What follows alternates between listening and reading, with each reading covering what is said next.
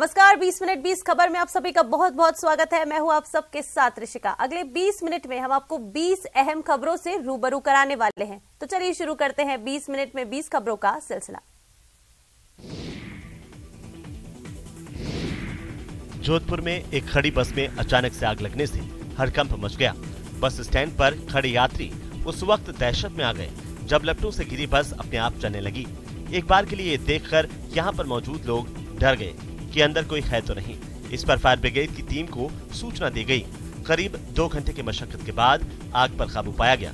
बस मालिक का आरोप है कि इस बस को जानबूझकर आग लगाई गई है। ये मामला शहर के बनार थाना इलाके के कालवी प्याऊ बस स्टॉप का है। लोगों ने बताया कि आग की चिंगारी ने धीरे धीरे पूरी बस को लपटों में घेर लिया था।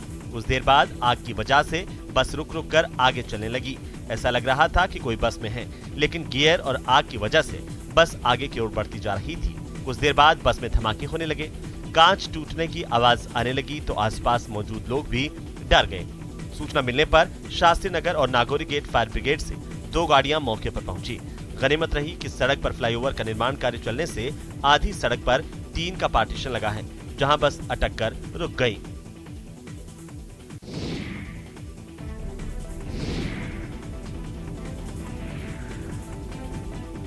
मध्य प्रदेश के रतलाम के महू नीमच 4 लेन पर एक कार में भीषण आग लग गई। देखते ही देखते कार आग के शोले में तब्दील हो गई। घटना रतलाम के पास बिलपांक टोल की है, जहां बदनावर से रतलाम की तरफ आ रही कार में अचानक से आग लग गई। धार के बदनावर के रहने वाले किसान की एक कार थी। आसपास के लोगों ने फायर ब्रिगेड को हादसे की सूचना दी, लेकिन जब तक फायर ब्रिगेड की गाड़ी मौके पर पहुंची तब तक कार पूरी तरह से जलकर खाक हो चुकी थी। पीड़ित किसान ने बताया है कि वे किसी काम से कार से निकले थे। बदनावर से निकलते वक्त उनकी कार में कुछ भी गड़बड़ी नहीं थी, लेकिन जैसे ही टोल नाके से पर्ची कटाकर निकले तो कार से धुआं निकलने लगा। इसके बाद उन्होंने कार को साइड में खड़ी कर देना चाहा, लेकिन इस दौरान अचानक से कार से लपटें उठने लगी। गनीमत रही कि हादसे में कोई हताहत नहीं हुआ है।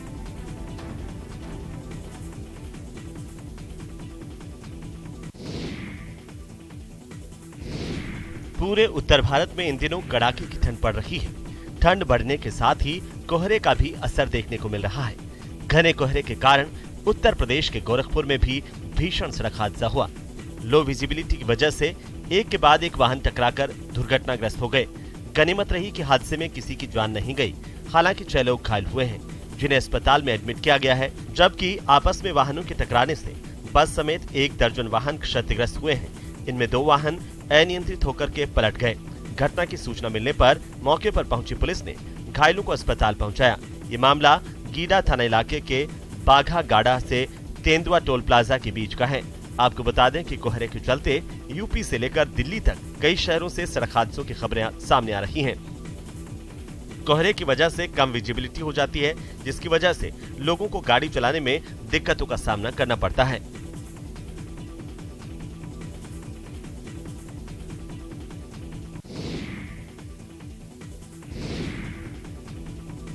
आखिरकार दिसंबर के चौथे सप्ताह में प्रदेश के मौसम ने मिजाज बदलना शुरू कर दिया है। इसके बाद राजधानी जयपुर सहित कई शहरों में सर्दी और कोहरे का असर देखने को मिल रहा है।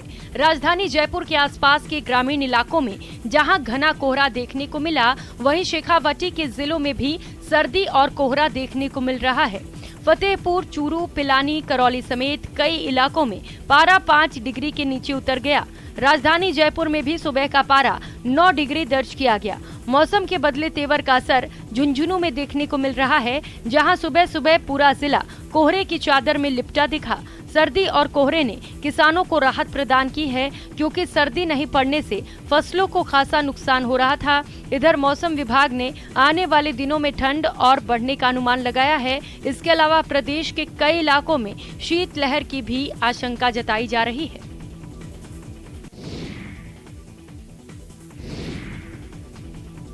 राजस्थान में पश्चिमी विक्षोभ का असर हनुमानगढ़ जिले में भी देखने को मिल रहा है, जहां घने कोहरे ने जनजीवन अस्त व्यस्त कर दिया है। जीरो विजिबिलिटी के कारण वाहन चालकों को खासी परेशानियों का सामना करना पड़ रहा है। हालांकि ये कोहरा फसलों के लिए वरदान साबित हो रहा है। हनुमानगढ़ के अलावा चूरू जिले में भी ठंड और कोहरे का असर देखने को मिल रहा है। जिले के सादुलपुर इलाके में वाहनों को दिन में ही लाइट जलानी पड़ी। लोग ठंड से बचाव के लिए अलाव का सहारा लेते नजर आए। श्रीगंगानगर में भी लगातार दूसरे दिन घने कोहरे की चादर छाई रही। घने कोहरे की वजह से जहां मौसम में एकाएक ठंड बढ़ गई, तो वहीं दूसरी ओर वाहन चालक सावधानी बरतते हुए गाड़ी चला रहे हैं। पिछले 2 दिनों से पड़ रही तेज ठंड और घने कोहरे की वजह से किसानों के चेहरे पर मुस्कान आ गई है।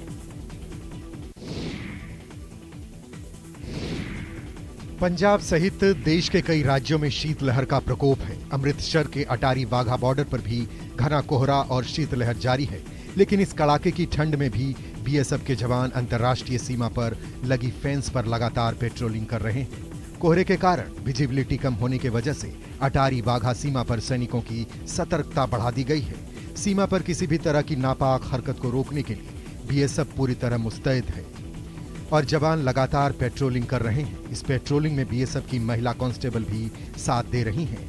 बीएसएफ के इंस्पेक्टर मुकेश गुप्ता ने बताया कि मौसम कोई भी हो, वो अपनी गश्ती जारी रखते हैं। वे घुसपैठ तस्करी की कोशिश को नाकाम करने के लिए सतर्क रहते हैं। विजिबिलिटी 10 मीटर से भी कम हो जाती है, लेकिन वे यहाँ अपने देश और नागरिकों की रक्षा के लिए हैं। वहीं महिला कांस्टेबल ने कहा कि हमें भर्ती इसलिए किया गया है कि आंधी हो या तूफान, हमें हर परिस्थिति में खड़ा रहना है ताकि देशवासी आराम से सो पाएं।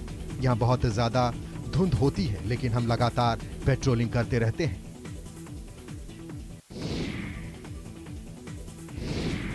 क्या हो अगर आप रास्ते से जा रहे हो और सामने 10 फीट लंबा भारी भरकम मगरमच्छ आपको कब्जा जमाए नजर आए, जाहिर है आपकी खिड़की बन जाएगी। 12 में भी कुछ ऐसा ही हुआ। जी हाँ, 12 जिले के अटरू निकटवर्ती मायथा गांव में सुबह एक मगरमच्छ पास से गुजर रही परवन नदी से निकलकर गांव में आ गया। सुबह जब ग्रामीण सड़क पर निकले तो मगरमच्छ सड़क पर कब्जा जमाए हुए नजर आया। 10 फीट लंबे भारी भरकम मगरमच्छ को देखकर हर कोई ठिठक गया। देखते ही देखते बड़ी संख्या में गांव वाले इकट्ठा हो गए। मगरमच्छ निकलने की सूचना वन विभाग के अधिकारियों को दी गई। सूचना के बाद अटरू से रेस्क्यू टीम के लोग रेंजर प्रेम नारायण भारद्वाज के साथ पहुंचे। वन कर्मियों ने करीब 3 घंटे की मशक्कत के बाद मगरमच्छ को रेस्क्यू किया। रेस्क्यू के बाद मगरमच्छ को गौघाट में परवन नदी में छोड़ा गया। तब जाकर ग्रामीणों ने राहत की सांस ली।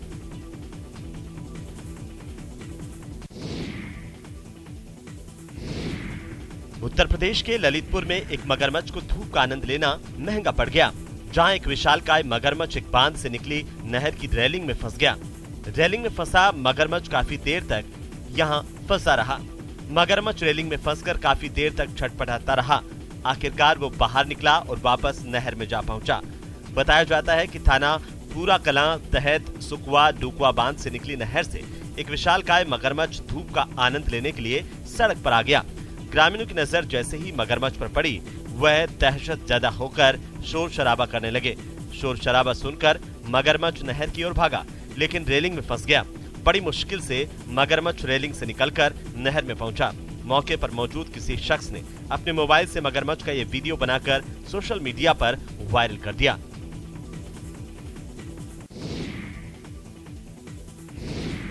असम के उत्तरी गुवाहाटी के उमानंद मंदिर परिसर के पास ब्रह्मपुत्र नदी में फंसे रॉयल बंगाल टाइगर का वन विभाग ने सफलतापूर्वक रेस्क्यू कर लिया। करीब 8 साल का यह बाघ अचानक नदी में आ गया था। उमानंद मंदिर की चारदीवारी के निर्माण कार्य में लगे मजदूरों ने बाघ को ब्रह्मपुत्र में तैरते देखा और तुरंत वन अधिकारियों को सूचित किया। तैरते हुए बाघ मंदिर परिसर के पास चट्टान की दरार में पहुंच गया और उसी में बैठ गया। इससे आसपास के इलाके के लोग दहशत में आ गए। इधर बाघ के आने की खबर मिलते ही एसडीआरएफ, एनडीआरएफ और स्थानीय पुलिस की टीम भी मौके पर पहुंची, जिनकी सहायता से वन कर्मियों की टीम ने कई घंटों की कड़ी मशक्कत के बाद बाघ को ट्रैंकुलाइज करने में सफलता प्राप्त की और फिर इसे पकड़ा गया। सफलतापूर्वक रेस्क्यू के बाद बाघ को आवश्यक जांच और देखभाल के लिए गुवाहाटी के चिड़ियाघर ले जाया गया। आप कई बार पैसे खर्च करके जंगल सफारी का आनंद लेते हुए बाघ देखने जाते होंगे, लेकिन वो हमारी किस्मत ही होती है जो कभी बाघ या शेर हमारी नजरों के सामने या चहलकदमी करते हुए दिख जाए। लेकिन तब क्या हो जब अचानक बीच सड़क पर आपको इनके दर्शन हो जाएं। जी हाँ, ऐसा ही एक वाकया उत्तर प्रदेश के पीलीभीत के माधो टांडा खटीमा रोड पर हुआ। वाकया सोमवार की शाम का है, जब जंगल से निकलकर एक बाघ अचानक सड़क पर आ गया। इसी दौरान 2 बाइक सवार और 4 पहिया वाहन भी वहां से गुजर रहे थे। बाघ को देखते ही चालकों ने अपने अपने वाहन रोक दिए। 4 पहिया वाहन चला रहे शख्स ने अपनी गाड़ी रोककर बाघ का वीडियो बनाना शुरू कर दिया, तो वहीं तेजी से आ रहे बाइक सवार बाघ से सिर्फ 10 कदम की दूरी पर जा रुके और तुरंत ही अपने वाहन को पीछे मोड़कर डर के मारे वापस लौट गए। कार में सवार लोगों ने चहलकदमी करते हुए बाघ का वीडियो बना लिया, साथ ही आवाज लगाई, अरे गुरुजी रास्ता दे दो। कुछ देर बाद ही बाघ सड़क किनारे की झाड़ियों में चला गया।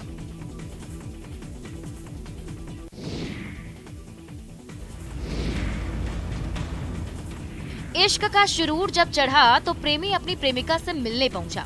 फिर क्या था, दोनों के इश्क की खबर गांव वालों को लग गई और ग्रामीणों ने दोनों को रंगे हाथ पकड़ लिया और दोनों की शादी करा दी। ये पूरा मामला दानापुर के मनेर के महीनावा गांव का है। बताया जा रहा है कि प्रेमी आरा का रहने वाला है, जबकि प्रेमिका मनेर के महीनावाबाद की रहने वाली है। दोनों का प्रेम प्रसंग काफी दिनों से चल रहा था और प्रेमी प्रेमिका से मिलने महीनावाबाद पहुंचा था, जिससे परिजन और स्थानीय लोगों ने पकड़ लिया और उसकी पिटाई करने लगे। मामले की सूचना जैसे ही पुलिस को मिली, पुलिस तुरंत मौके पर पहुंची और सभी को पकड़कर थाने ले आई। थाने में ही प्रेमी ने अपनी प्रेमिका से शादी करने की इच्छा जताई। लड़की भी अपने प्रेमी को पाने के लिए बेताब थी, उसने भी हाँ कह दी। फिर थाना परिसर में ही दोनों की शादी करवाई गई। दोनों ने एक दूसरे को वरमाला पहनाया और फिर प्रेमी ने सिंदूर लगाकर दोनों 7 जन्मों के लिए शादी के बंधन में बंध गए।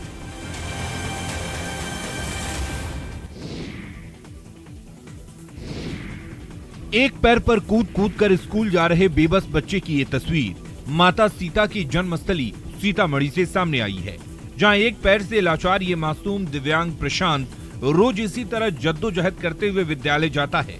प्रशांत की उम्र महज 7 साल है, लेकिन ये मुसीबतों से भागता नहीं है बल्कि उसका सामना करता है। इस बेबस मासूम को छोटी सी उम्र में शायद ये पता है कि किस्मत भी उसी का साथ देती है जो हिम्मत करते हैं। तभी तो प्रशांत के घर से लगभग 1 किलोमीटर दूर अपने स्कूल रोज इसी तरह एक पैर पर ही जाता है।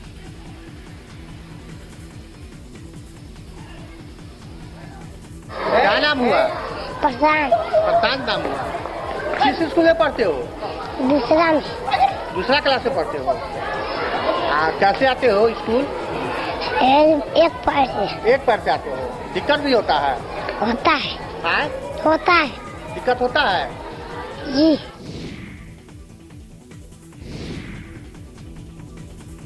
मेरठ के चौधरी चरण सिंह यूनिवर्सिटी प्रशासन ने एक अनूठी पहल करते हुए देश भर के औषधीय गुणों वाले पौधों की वाटिका लगाने का बीड़ा उठाया है।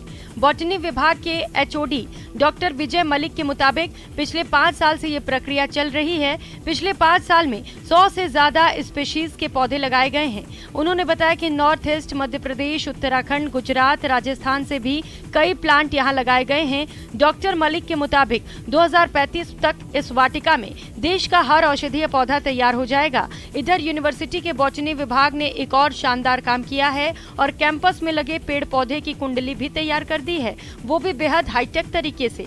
222 एकड़ में फैले चौधरी चरण सिंह यूनिवर्सिटी कैंपस और हरियाली से ढके इसके 80% क्षेत्र में लगे पेड़ों की पूरी कुंडली अब एक क्लिक पर मोबाइल फोन पर अब देखी जा सकती है। यहाँ लगे 11,000 से ज्यादा पेड़ पौधों का अपना QR कोड है। हर पेड़ का क्विक रिस्पांस कोड चिपकाया गया है। जैसे ही इस QR कोड को स्कैन किया जाता है, उस पेड़ से जुड़ी सारी जानकारियां सामने आ जाती हैं।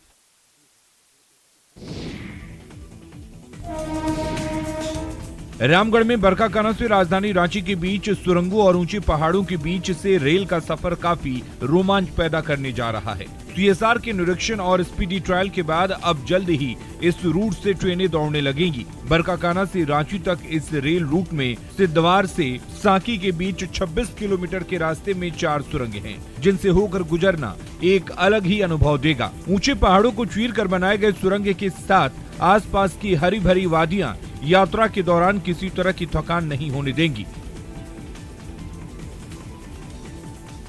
इस रूट के चालू होने से पर्यटन के साथ ही विकास की भी संभावना जताई जा रही है। इसके साथ ही सफर भी बहुत मजेदार हो जाएगा। घने जंगल और पहाड़ियों से घिरे रेल मार्ग पर 4 सुरंगें, 5 बड़े ओवरब्रिज और 32 घुमावदार मोड़ से होकर ट्रेन गुजरेगी। ये पूरा नजारा किसी पर्वतीय इलाके की सैर जैसा लगेगा।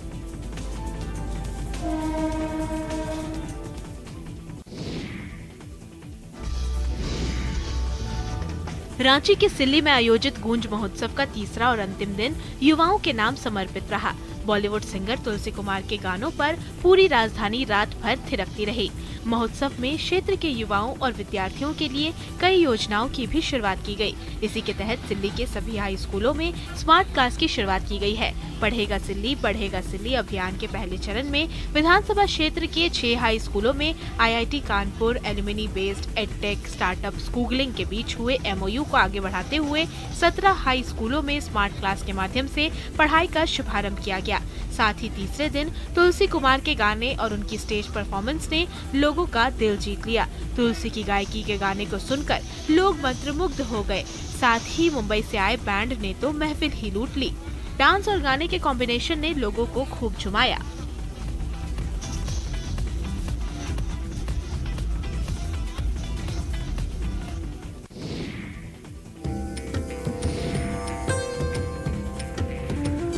गुमला पालकोट प्रखंड धार्मिक के अलावा पर्यटन स्थल के रूप में भी जाना जाता है। पालकोट पौराणिक स्थल है। इसका जीता जागता उदाहरण निर्झर झरना है, जहां का पानी कभी नहीं सूखता है। पानी के अंदर शिवलिंग है जो कि बाहर से साफ दिखाई देता है। मान्यता है कि रामायण काल में भगवान श्री राम ने इस झरने का निर्माण किया था। इस झरने की खासियत ये है कि कोई भी मौसम हो, यहाँ पानी कभी नहीं सूखता। पूरे पालकोट वासी इस पानी को पीते हैं। दूर दूर से लोग यहाँ घूमने के लिए आते हैं। रामायण में भी ऋषिमुख पर्वत का जिक्र किया गया है। भगवान राम अपनी पत्नी सीता की खोज में लंका जा रहे थे तो वे यहाँ आए थे। ऋषिमुख पर्वत पर महाराज सुग्रीव और राम भक्त हनुमान रहते थे, इसलिए यहाँ के कुंड का पानी कभी नहीं सूखता है। गर्मी के दिनों में ये कुंड पूरे क्षेत्र की प्यास बुझाता है।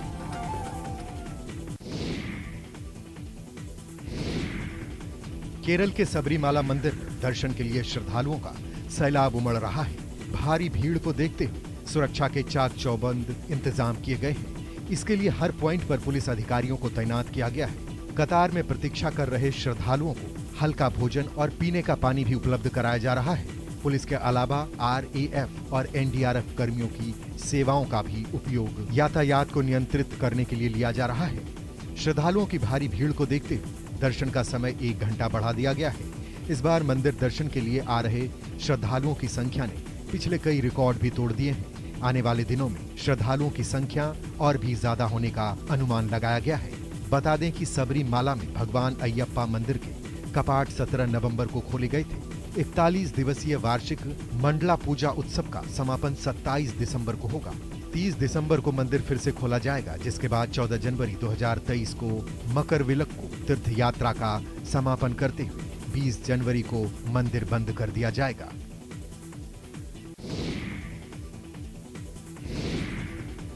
क्रिसमस को लेकर बाजार गुलजार होने लगे हैं। बीकानेर में भी प्रभु ईसा मसीह के जन्मदिन क्रिसमस की तैयारियां शुरू हो गई हैं। शहर के बाजारों में क्रिसमस को लेकर खरीदारी शुरू हो गई है। लोग घरों को सजाने के लिए बाजार से नए सामान खरीद रहे हैं ताकि उनका क्रिसमस सेलिब्रेशन कुछ अलग हो सके। वहीं प्रार्थना घरों में रंगीन रोशनी के साथ यीशु के जन्मदिन की झांकी भी सजाने का काम शुरू हो गया है। क्रिसमस ट्री सजाए जा रहे हैं। बाजार में लोगों के आने से दुकानदारों में भी उत्साह है। दुकानों पर क्रिसमस से जुड़े कई सजावटी सामान मिल रहे हैं। दुकानदारों का मानना है कि इस बार क्रिसमस की सेल अच्छी होगी। वहीं खरीदारों का कहना है कि इस बार कई नए उत्पाद बाजार में मौजूद हैं, जिससे वे अपनी क्रिसमस के डेकोरेशन को और आकर्षक बना सकते हैं।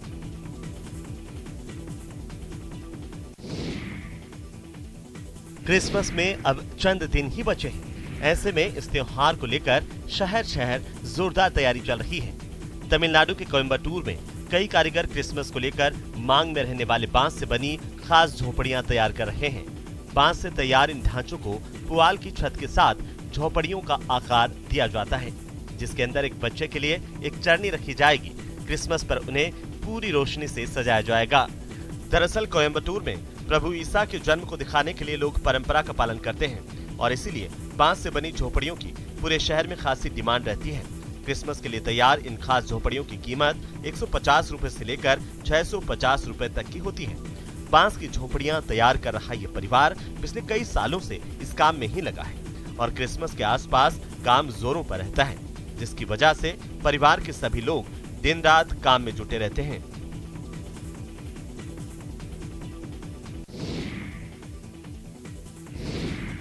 कौन कहता है कि आसमान में सुराख हो नहीं सकता, जरा एक पत्थर तो तबीयत से उछालो यारों। ये महज एक कहावत नहीं रही, इसे उत्तर प्रदेश के आजमगढ़ के कारपेंटर ने साबित कर दिखाया है, जिसने 4 महीने की कड़ी मेहनत और 3 लाख रुपए खर्च करके एक हेलीकॉप्टर बनाया है।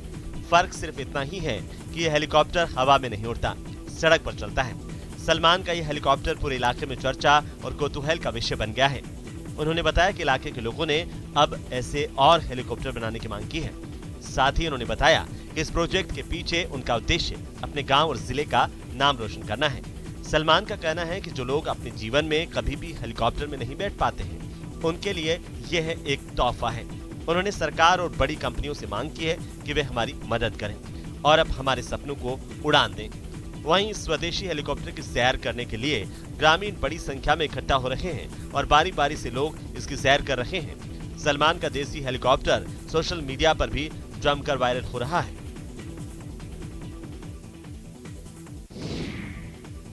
और इसी के साथ इस बुलेटिन में फिलहाल इतना ही। नमस्कार।